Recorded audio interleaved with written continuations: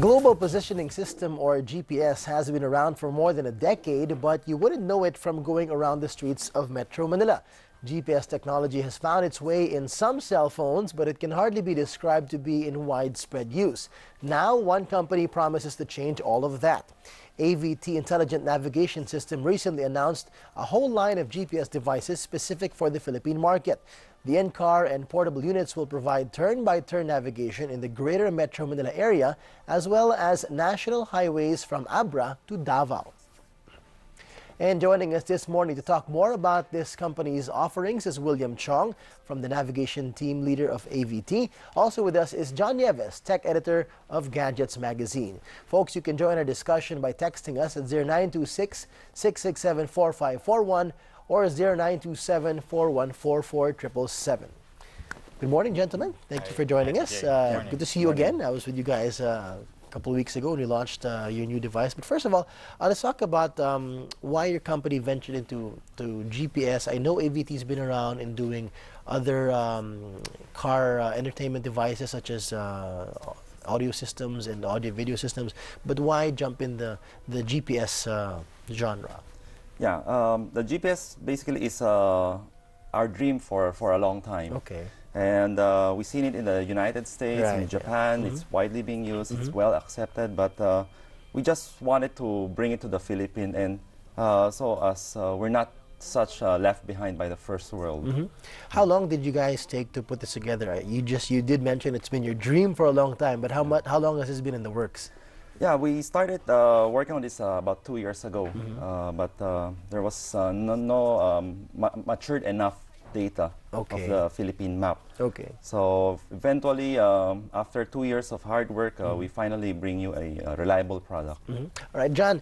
Speaking from for the tech freaks out there, we love gadgets. We love these things that help us improve our daily lives. And how do you think the market has been looking for something like this? I know there are people who have it in their cell phones and they're curious to try it out.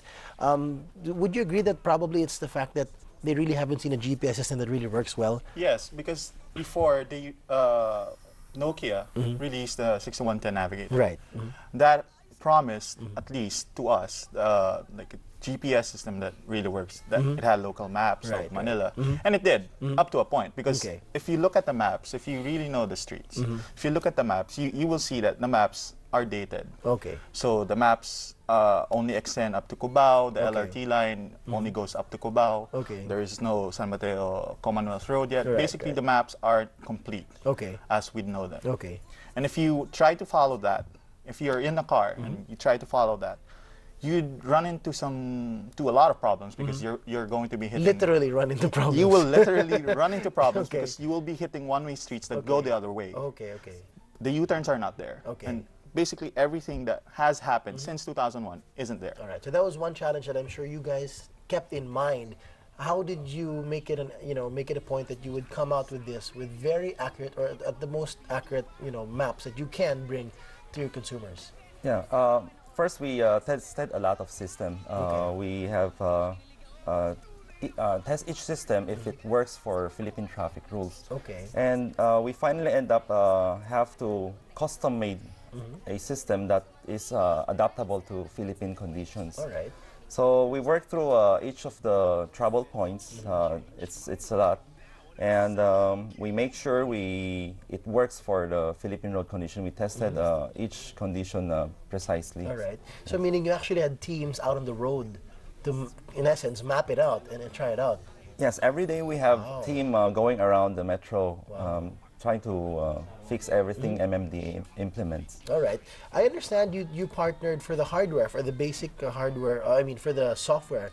You partnered with Akim, am I correct? Yes. And how important is this partnership with Akim, and why did you choose Akim? I mean, there are other map servers out there, not to say that they're not one of the good ones, but how did you choose them?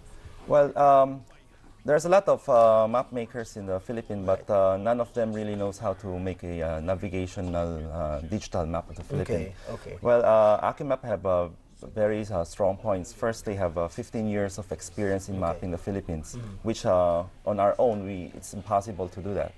And next, they need a substantial amount of technology transfer, enabling them to produce a good digital map for us. So Yeah, Akim have a pretty strong foundation, and they are very, very professional. All right.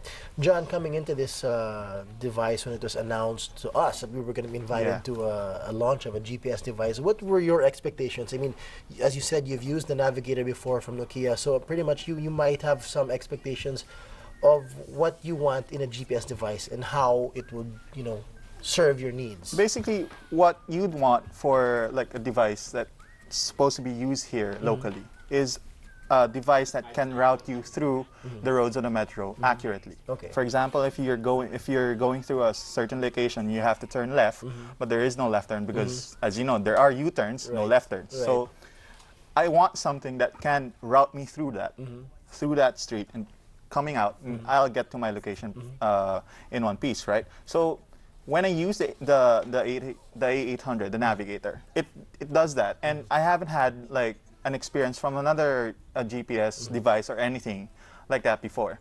It'll route me through a U-turn street and route me to the right street to like the correct one-way street, not the other one-way street. As opposed to just telling you to turn left through an island. Yes. Okay. William has been telling me that there are other GPS navigation systems right there, like the A800, like the Garmin, and unfortunately, the maps that they use are open source and anyone can. So they don't have real local support. Yes, yet. and Garmin has problems routing you through U-turns. Okay, that's one problem. Yes, that's something that's unique to the Philippines. The